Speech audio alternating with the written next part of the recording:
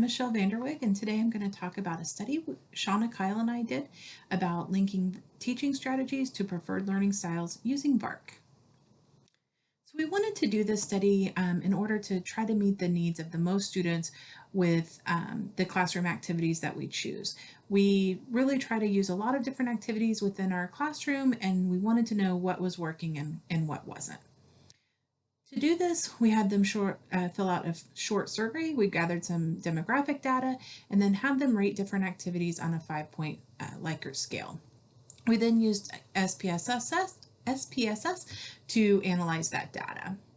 Here's a quick look at that survey. As you can see, we just put a variety of different activities that we do in the classroom and even outside of the classroom, such as simulation, in order to determine what they rank the highest.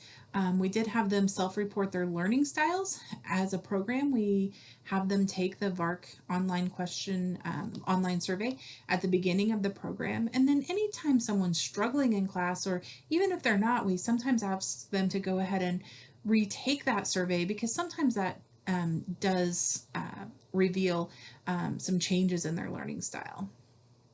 Quick look at page 2, again, some of the things that we do in class. This could certainly be modified to things that you do. We also did have a qualitative question regarding what activities or assignments they felt had been most beneficial, if there was something not mentioned in the survey. And we also asked them if they felt that knowing their VARK style helped them within nursing school. So we got a lot of data. The things that I wanted to focus on today was that, first of all, visual and kinesthetic were our two highest, but I think it's most important to figure out that obviously these don't add up to 100%, and that's because 2/3 of the respondents were multimodal, meaning they had at least two learning preferences according to the VARK survey. What's interesting, or most interesting to me anyway, is that regardless of learning style, the highest rated activities were very consistent amongst all participants. Those activities were simulation, practice NCLEX style questions, and surprisingly, classroom lecture.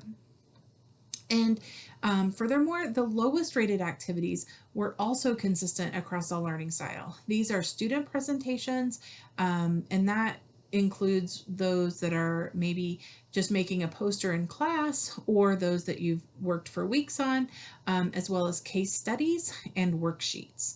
Often I think case studies are done as worksheets, so that may be some overlap there, but those were the lowest rated activities. So what does this mean for nursing? I think I was a little surprised and happy to find that some of the strategies appeal the most to all different learning styles. So those are certainly the things that I'm going to try to implement the most. If I am mixing and matching, I'm going to try to pick those strategies that work the best for different learning styles, so that I can really hope to be hitting on all of those to make the most successful students as I possibly can. Obviously, we know this was a very small sample, a convenient sample at that, based on our own nursing program. In the future, we would like to see this refined and then put out at many other sites. We hope that this will help people and faculty to realize that maybe we don't have to do a million different types of activities, and there are those activities that really work well for all learning types. So I know Shauna and I plan to bring simulation to the classroom even more than we were before. Sometimes this might look a little bit like a case study. Other times it might be just a short little 5-minute open class simulation type experience.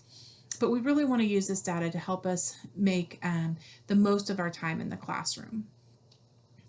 A quick look at our references, or reference. Again, my name is Michelle Vanderweg, and for this project I worked with Shauna, Keil. The best way to reach us is through email, so here are our email addresses. We'd be happy to answer any of your questions. And with that, we thank you for your time and attention. Have a great day.